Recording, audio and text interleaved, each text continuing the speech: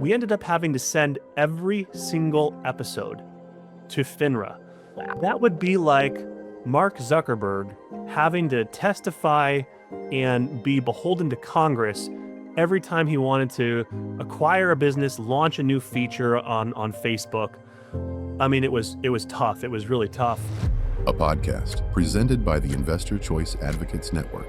This is Capital Ideas. Welcome to another episode of Capital Ideas, where we explore the innovation that enriches our lives and the capital markets that turn those ideas into reality. I'm Nick Morgan, co-host of Capital Ideas and founder of the Investor Choice Advocates Network. I'm Mark Huraity, co-host of Capital Ideas and Senior Legal Director and Policy Counsel at ICAN. And I'm Dara Albright, a co-host of Capital Ideas and a very proud board member of ICAN. And today we are joined by someone who is trying to completely reinvent how companies raise capital and how everyday Americans participate in entrepreneurship. Darren Marble is the founder and CEO of Going Public, the first interactive streaming series where viewers don't just watch startups raise money, they can actually invest in them in real time. The platform combines entertainment, media, venture investing, and fintech into something entirely new, bringing private markets to the mainstream culture in a way that we really haven't seen before. So we're really excited to talk to you, Darren, and welcome to Capital Ideas. Thanks, everyone, for having me on. It's a pleasure and honor to be here with you today.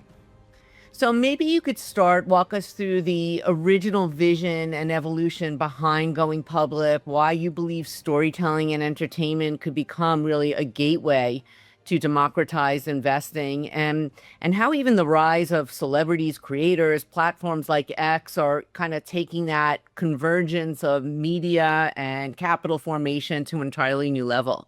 Sure. So I've been in the industry, Dara, with you, for a decade. And one of the things I've always appreciated about you is that I think we share the same passion for the retail investor, the everyday American, and leveling the playing field in terms of giving them access to the highest quality alternative investments that they've just been locked out of for years and years. And I think we've always held high hopes that the Jobs Act 2012 could potentially change that and provide easier access to investment opportunities that could be life-changing. So in 2017, I was approached by a good friend of mine named Todd Goldberg, and he has a long career in medical technology sales. He'd been in the industry for 17 years, and he met with me in New York. Our wives used to teach at a private school in LA, so I've known him for a long time. And I was kind of in my early years of pioneering the online capital raising industry. We had done some marketing campaigns for companies that were using Reg A+, the securities exemption, to raise millions of dollars for their companies from customers, fans, and followers, non-accredited retail investors. And he said, Darren, I've been following your career over the last few years and was just involved in an IPO at this company I've been working for 7 years. And I was trying to get my friends and family an allocation in the IPO. Chairman told me, Todd, that's not how this works. The shares are already allocated to institutional investors. And he said, that doesn't sit well with me because I've been working my finger to the bone here. And I had $1 million soft circled, and the chairman still told me doesn't need it. And he said, Darren, what if we were to create a show like Shark Tank, where the viewers of the show, anybody watching, not the judges, but any of the viewers could actually invest into the deals while they watch? And my first reaction was to shoot it down, because even then, almost a decade ago, I'd heard this pitch dozens and dozens of times. And my sentiment is that it's one of the most commonly pitched ideas in entertainment. I think, I don't know, we have 80 investors on our cap table. At least 20% of our investors invested because they had some similar concept at one point or another in the past. It's kind of an obvious idea. If you've ever watched Shark Tank, you've said to yourself, I'd put money into that company, or this is a terrible deal. But what I realized in that dinner in 2017 is that the reason it didn't exist is because it's incredibly complicated, that there has actually never been any effective combination of the securities industry or Wall Street with the storytelling industry or Hollywood. And so we set out on a mission to build the foundation for, interactive investing shows that allow the viewers to legally and compliantly invest into featured companies while they watch. And now, fast forward 2026, we have put out 3 seasons of our flagship show, Going Public. Every year, we've increased our distribution and reach. Last season was licensed by X. It's one of 20 shows they've ever licensed. They drove over 100 million views across that season, 5 episodes. We've also leaned into celebrity. We've brought in people like Floyd Mayweather, Mike Tyson, Ninja, Steve Aoki, because they are shows. They can't be infomercials. They have to be entertaining. And we've infused the shows with reality style challenges like Survivor, things you would see in Apprentice, again, to make them shows and kind of reality TV style formats. So it's been a journey, and I think the best is yet to come. But that was kind of the origin of this, was realizing that the combination of these pieces was actually quite difficult. Darren, I think you're now realizing what the legislature envisioned back in, what was it, 2011, when the Jobs Act was enacted. And it really wasn't until 2016 when the SEC promulgated the crowdfunding rules. It seems that the whole issue of democratization of the markets started back then. And what I've always wondered is just how powerful is the retail investor population? Historically, Wall Street would tell you, well, we need institutional support. We need roadshows. We need to have institutions investing in these IPOs, and the retail crowd couldn't support it. But, in 2017, you may recall, specifically in the summer of 2017, the ICO boom hit. And according to Goldman Sachs, in June of 2017, ICO funding hit in June over 550 million. And it was the first month ever that it surpassed angel and seed VC funding. And what that said to me back then was it validated the ability of the retail crowd to fund early stage companies. And I think it largely had to do with technology.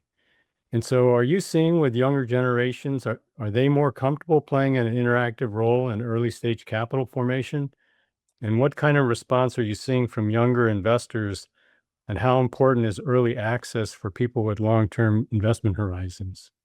Well, look, you bring up a great point, Mark, and I agree with you. And of course, the problem with the ICO boom is that, they were all duds, right? So the retail investor got burned investing into ICOs because it was a lemon market and there was a information asymmetry. The sponsors, the insiders of those deals, had the discounted tokens at 10 cents and then they sold to everyone else at $1 more, things like that. But it did prove demand. And, look, I think unfortunately what it shows, and I think we're seeing this now with the rise of prediction market platforms like Polymarket and Kalshi, is that the small investor is desperate to make a buck. And there's bigger issues here, relative to the wealth gap and wages and the job market. But small investors are looking for any edge they can get in any way, shape, or form. Unfortunately, for a lot of people, that meant, pouring money into worthless tokens and ICOs. Now, I think it's making bets, laying in bed at night with the lights off on their phones, playing, 3 trades in a game.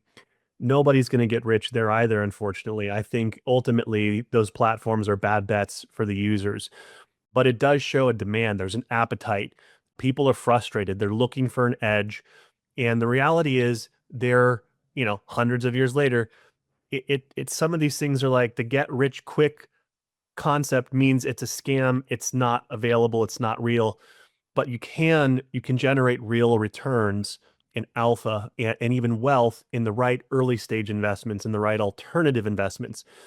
But those are not overnight successes. Those might be 3, 5, 7-year holds, but that's how you create real wealth. You have to have patience, and you need to be patient capital in the right deals to earn a return.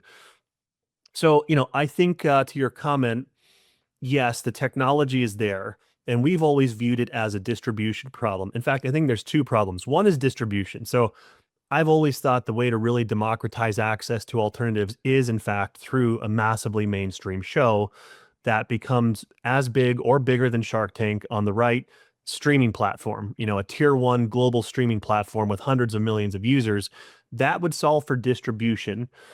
But then at the same time, you need the right deals. So if you have the distribution, but you have a bunch of crap deals, because the reality is there's, an infinite number of startups. Everyone wants to raise money. If I'm at a coffee shop later today, probably 5 people and they're looking for capital for something, but maybe they're all bad deals. So then the question becomes, if we can solve for distribution, how can we actually curate the highest quality alternative investments, whether those are startup investments, whether they're real estate deals, collectibles. And so these things actually have to work together from our perspective. It's democratizing access to the right early stage investments. And, I was in Vegas over the weekend and talking with an investor who's coming into our deal at our studio. And he was like, one thing that we need to add to your deck, Darren, is one of the KPIs for this business needs to be investor returns. Can't just be, how much capital's raised and how many eyeballs. And we know that we're fundamentally aligned, but we need to view our business from the lens that like a venture capitalist would look at their business and give a report to their LPs. These are the returns. This is the internal rate of return, DPI, all of these things that professional investors track. We need to track on behalf of the general public. So I do think there's demand. I think that, we're in the process of solving for both retail distribution and deal quality. And together, I think that can be, a real game changer for the market. Since you both mentioned ICOs and prediction markets, that brings up sort of a fascinating tension in modern finance, is that regulators often say they want to protect retail investors while simultaneously restricting their access to early stage opportunities. So you've got this tension between investor protection and investor choice. And I think, you see a market like the ICOs, and one reaction from the regulators is, well, we should protect the retail investor by prohibiting them from participating in these riskier parts of the market. What do you, you must have encountered that argument about this. You're going to make these available to a mass retail audience. What do you think about the proper role of the regulator? Like, who should be making the risk assessments for these types of investments, the regulator or the investor themselves? Look, I think it's a mix. Like, I have always been somewhere in the middle here. Like, I pride myself in being a participant in a highly regulated market. I have one company today that develops and produces these interactive shows where viewers can click to invest or scan to invest in startups. And then I own and operate a financial technology platform that owns a FINRA funding portal, as a wholly owned subsidiary. We're a regulated funding portal, and we, talk with FINRA all the time and undergo reviews and perform bad actor checks. And we take on liability for the statements that companies make on their campaign pages. And I take pride in that. I think that you have to have some mix of regulatory oversight and investor choice for a market to function. And to your point, there's always some push and pull or give and take. And when regulators get too aggressive, it can, really cool markets and discourage, business formation or growth or scale as too much bureaucracy or red tape. I think it's somewhere in the middle. And, I was a critic of the ICO boom because there was no regulation. And look what happened. So when you have a market that totally lacks regulation, the unfortunate reality is bad actors are going to come in and they're going to grift and they're going to scam, and you're going to see fraud, and you're going to see all kinds of crap where the buyer of those investments are going to get screwed. That's just the nature of markets. You have to have some basic fundamental level of regulation because the markets don't self-regulate. And, it will attract the bad actors. It will attract the grifters. And that's where they go. That's where the bad actors want to go, is into unregulated markets where they can wittingly take advantage of, the small retail investor. And unfortunately, they would do it into infinity if given the choice. And that's just the nature of, the markets and people. There's always going to be some small set of people that are they have bad intent, and they will break rules or knowingly take advantage of people if they can profit from it. So I like being in a regulated industry, and it's also been an advantage to us with these shows because we've been able to go into entrepreneur.com, Dow Jones, our season 2 was on marketwatch.com, and X, and say, look, what we're doing is we're taking existing established regulations and we're just applying these rules in a creative way. Nobody's breaking the rules here. If you agree to distribute this show where 3 companies in a season can raise up to $1 million or raise up to $5 million from anybody watching, this is actually how the markets are supposed to function. The rules are black and white. They've been in effect for a decade. The SEC, in fact, supports our industry. Here's some evidence. They've increased the caps on Reg CF. Used to be $1 million is the maximum you could raise. Well, now it's $5 million. They've increased the cap on Reg A+. It used to be $50 million. Now it's $75 million. That's actually been a big advantage for us in these conversations with distributors relative to this show, because the first question anybody asks, like Dow Jones, they've never heard the term Reg CF or Reg A plus or the Jobs Act. These are foreign concepts to a financial publisher, even though they're covering public companies and this and that. This is a different industry. We say, look, this is an industry that's been around for a decade. The rules are black and white. Here's a few articles. They can get educated and informed very quick. So I think there's got to be some healthy mix of regulation and investor choice. The Jobs Act isn't perfect. There's still opportunities for improvement. The caps could still be lifted. It's still cumbersome for the average startup to go get 2 years of audited financials and file these disclosure documents, whether it's a Form C or a Form 1A. But it's better than nothing. I think we're headed in the right direction. And, ultimately our goal is to see the vision of the Jobs Act realized. And I believe we can do that with the right shows, the right format, and the right deals in those shows. You know what I like what you're doing too, and what I really find interesting, it's not that you're just showing companies and saying,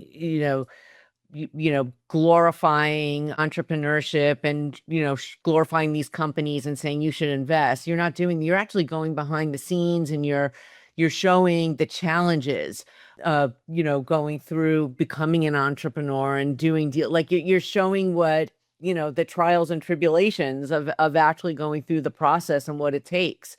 So that kind of takes it to another level. And like along the lines of Nick's question, I think that that's really important to show the setbacks and the challenges, because it gives another level of transparency. So the people that are watching the show, they're investing, they're actually seeing what the entrepreneur is really, going through and what the company is going through. So how, I would love for you to just kind of weigh in on that and how much that sort of brings to the whole process. Look, I think it's fundamental to the process, to our show, and to really creating an understanding of the company, the founders, and the investment opportunity for retail investors and everyday Americans. So, here's kind of what I realized early on. I realized this in 2015. The format for an equity crowdfunding campaign is identical to a Kickstarter campaign, right? So, Kickstarter campaign, I want to raise $100,000 for a film, and I'm going to sign autographs and t-shirts and give you free tickets if you donate or back my campaign. The format, the mode is a landing page.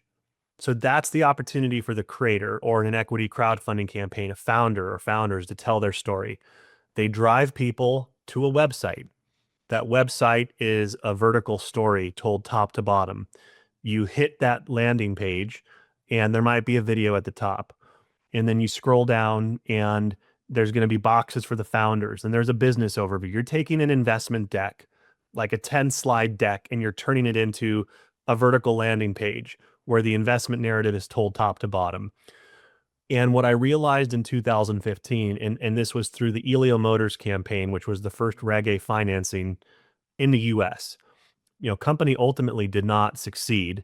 They needed more capital and there were other issues there, but they ended up raising $17 million from about 6,300 investors. And at the time, I had a marketing agency and we were the agency of record for Elio Motors. They were going to raise capital from their customers, fans, and followers, and we overemphasized the video, the production of the video, and the story there. And to this day, it's one of the best pieces of content we've ever produced. And what I realized is that that story, that 2 to 3 minute pitch video, is what inspired the viewer. It's what inspired the audience to come in for $100 or $1,000. Sure, the campaign page had a lot of cool images, and here's what the car is going to look like, and it was a 3-wheeled car, but the video is what sold people.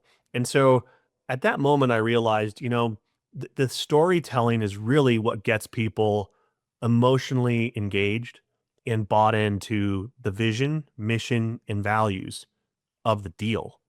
Interestingly, we didn't talk about the price per share, the market cap. It was like pure emotion. And I'm not saying that that's the right angle here. I'm saying that the story and the video became the primary sales tool. So now we've kind of parlayed that with these shows. I guess what I'm saying is you can't get a full picture of a company based on a landing page. You can't really understand what that founder's been through, what they believe in, why they're a good investment for you. You can't really accomplish that on a landing page, period. I don't think a professional investor can do it. I don't think a retail investor can do it. But with a show where we're following you, over multiple episodes, multiple cities, the good, the bad, the ugly, we're running you through challenges. You get to see a different perspective of that founder or their team. And that is insight, right? That is education. That's awareness.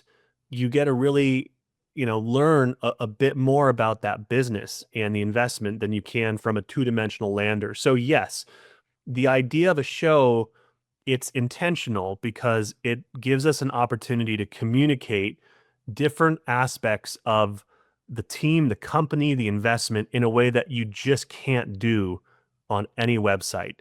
And I think that's important for retail investors. Darren, it's your timing is interesting. It's actually quite remarkable. Either you timed it just right or you just stuck with it and it's now coming to fruition. Because one of the questions people might ask is, well, why hasn't this happened earlier? If the SEC promulgated Reg CF rules in 2016, why haven't we seen this? I know there have been attempts, but as you kind of mentioned earlier this morning, there are legal issues that created uncertainty for, I think, a lot of retail offerings. And what's amazing about your timing is that, under Chairman Atkins, make IPOs great again. A couple of weeks ago, the SEC has proposed rules that, suffice it to say, will make registered offerings much easier. Even, for example, registering secondary resales by investors, giving them liquidity on a much quicker timescale than they've been previously allowed to do.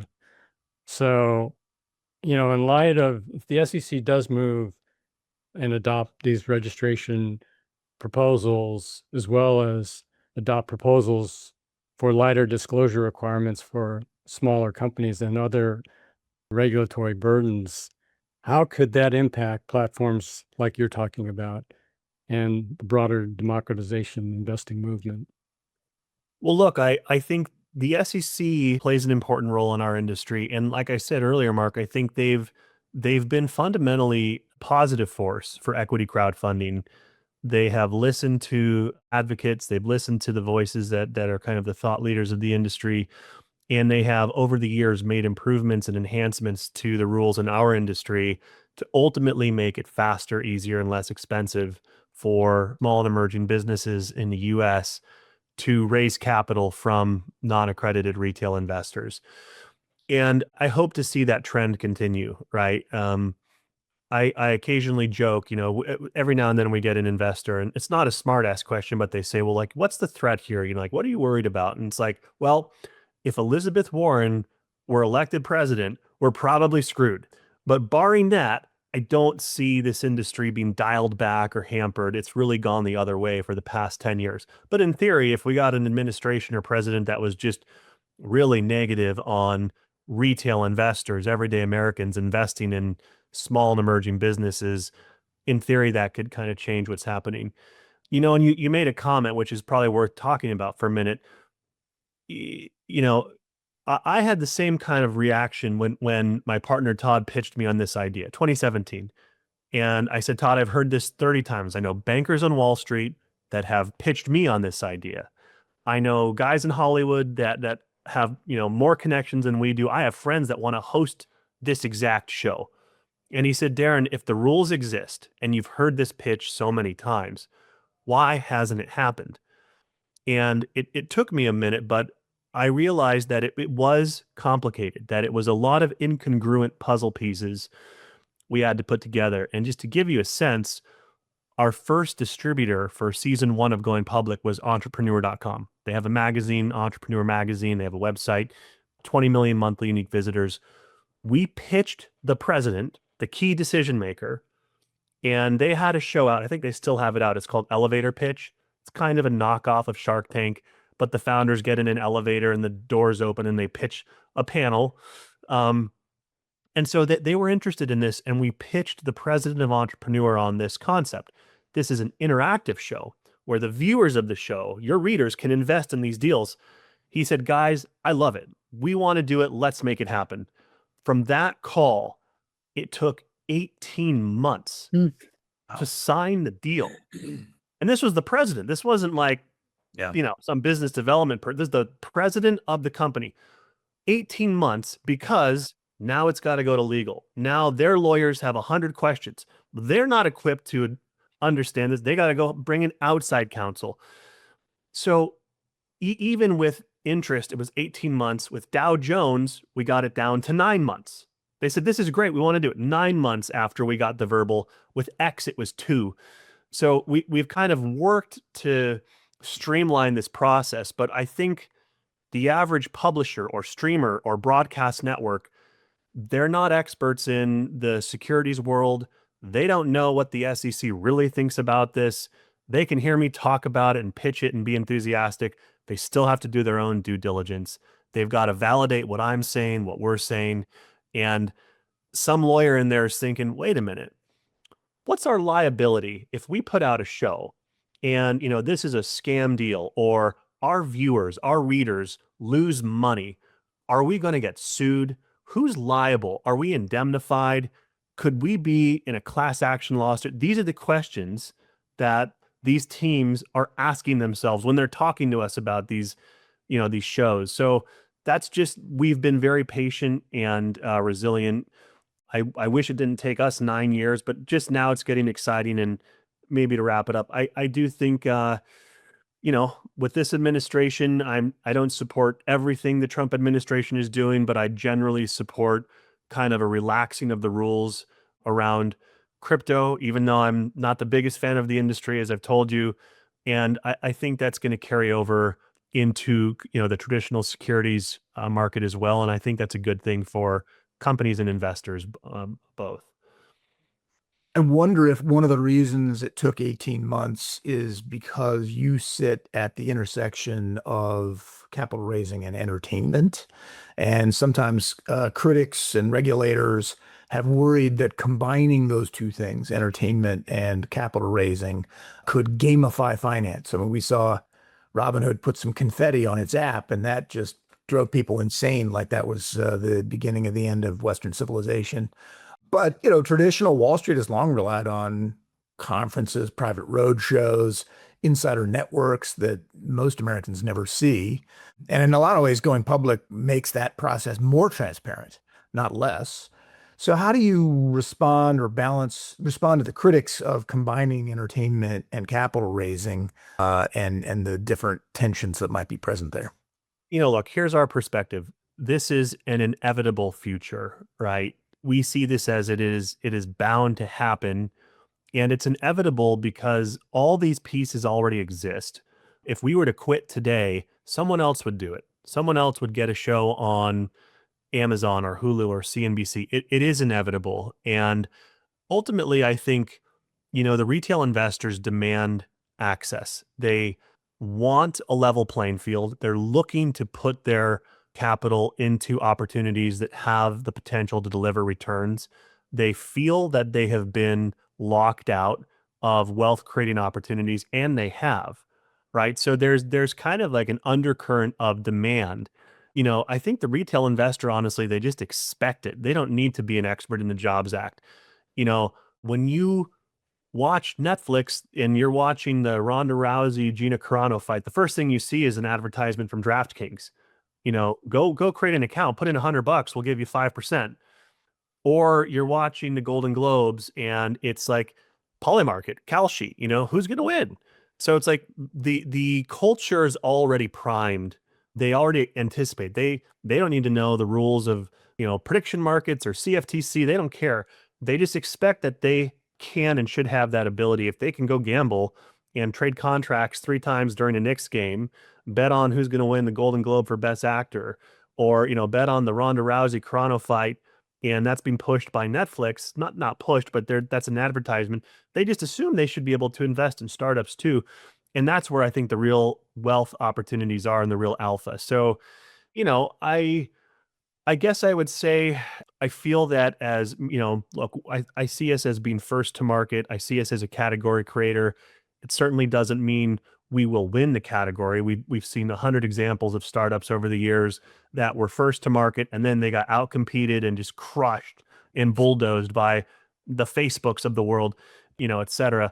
But I do feel like as the kind of first to market mover, we have a moral obligation to do our best to bring high quality investment opportunities to the market and to do extensive diligence and work with our partners to bring, the right companies to market, and then ultimately to have a balance of entertainment and, company disclosure and figure out where that point is.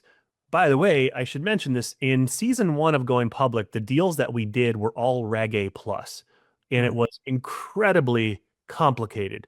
We had a broker of record, a broker dealer, a company called Dalmore Group out of New York. They were in the mix. They got an inquiry from FINRA in the middle of this production, and FINRA said, "Do not launch, do not press go, do not stream this show. Send us your episodes." And so we were in LA in Beverly Hills having a launch party on like a Friday, and we were going to go live with episode 1 on Monday or Tuesday. And then my guy, Aton at Dalmore, is like, "Hey, we got to call this off. We just got this very serious inquiry from FINRA, and we had to push the launch of our season by 3 months. We're with our investors. We'd raised a few $1 million, and this is going to change the game." We ended up having to send every single episode to FINRA. That would be like Mark Zuckerberg having to testify and be beholden to Congress every time he wanted to acquire a business, launch a new feature on Facebook. I mean, it was tough. It was really tough. And yet at the same time, we learned how the regulators thought of this show. So they gave us written feedback. They said, "Hey, this is promissory. This is unnecessary. This isn't balanced."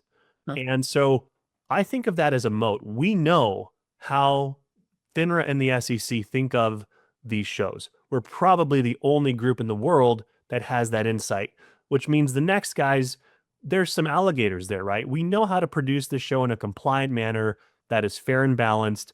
We've learned the ins and outs of all the advertising rules and regs.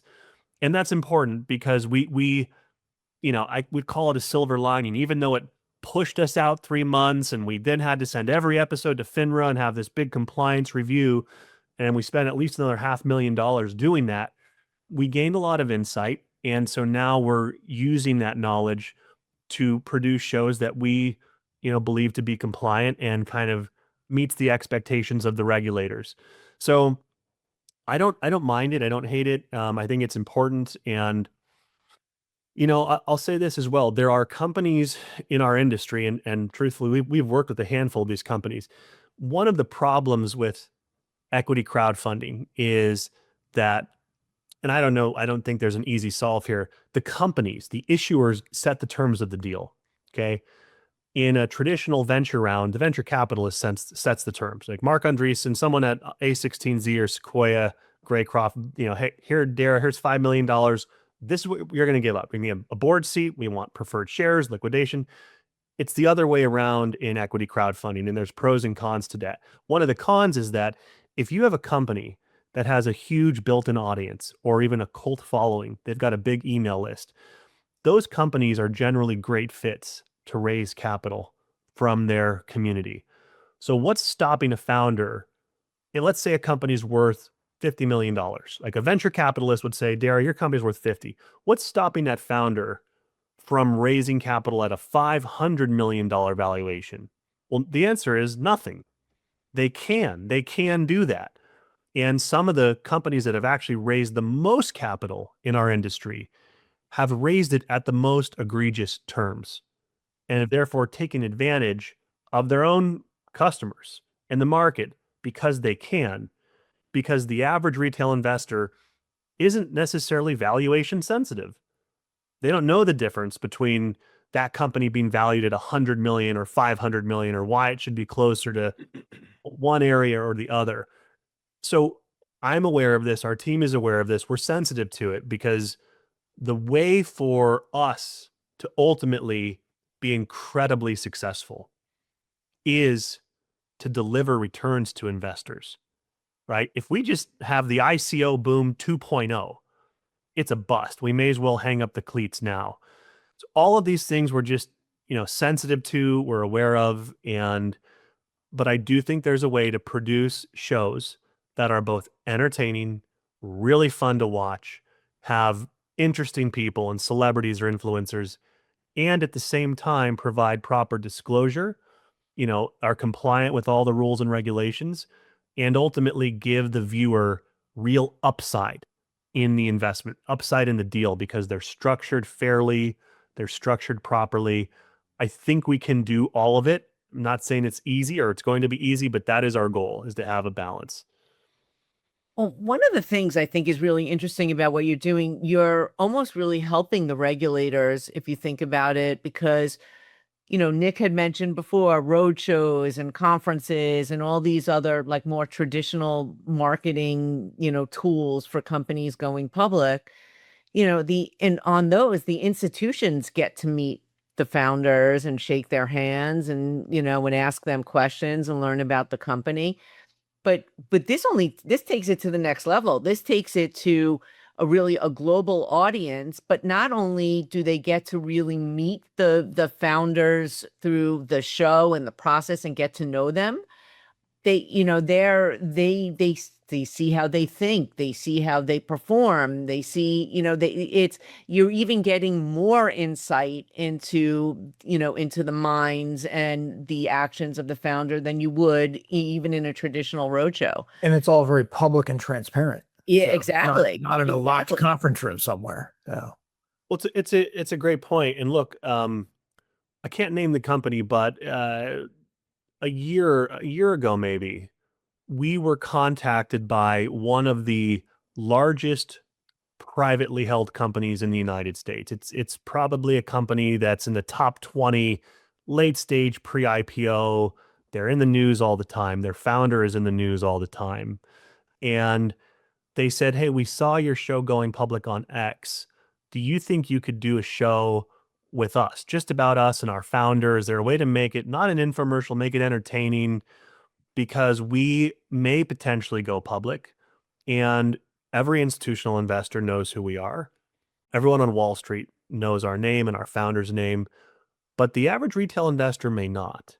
And, we're interested in using your media engine and infrastructure to tell our founder's story in a different way. And we said, well, absolutely. Like, that's kind of what we're in business for. And they viewed it as a retail awareness campaign pre-IPO, so that if they were to go public, there's potentially millions of people that have accounts on Robinhood or Schwab, et cetera, that could then buy shares in public markets post-IPO, post-listing. And so that's part of what we are trying to do with the show. I think in theory, a perfect company that we would want to cast at a high level is a company that doesn't need any money. They're totally set. They've got venture capitalists and institutional investors on the cap table. They've got an institutional management team and board, and they don't need our money. They don't need $50, $100, $5 million. But if we could put them in a show that was seen by 2 million people, or 3 million people on a tier one platform, they would say that's brand marketing we can't buy. That's brand awareness that we can't game, we can't hack, we can't pay for. It's the same reason you see like Undercover Boss. It's like the CEO of Pizza Hut is going to go dress up as an employee in downtown LA and pretend he or she is a worker. Why would they do that? Well, because they can tell their story in a way they can't do in a Forbes article, or they can't do with Jim Cramer on CNBC in an interview and 2 minutes on TV.